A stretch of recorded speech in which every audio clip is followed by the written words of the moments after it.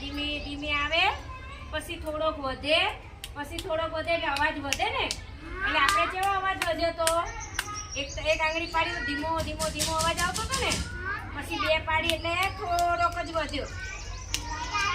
એટલે થોડોક વધારે થયો, પછી 4 પાડી એટલે કેવો અવાજ આવવા મળ્યો ભાઈ, જોજે આવે છે ને, અને પછી આખો હાથ લીધો એટલે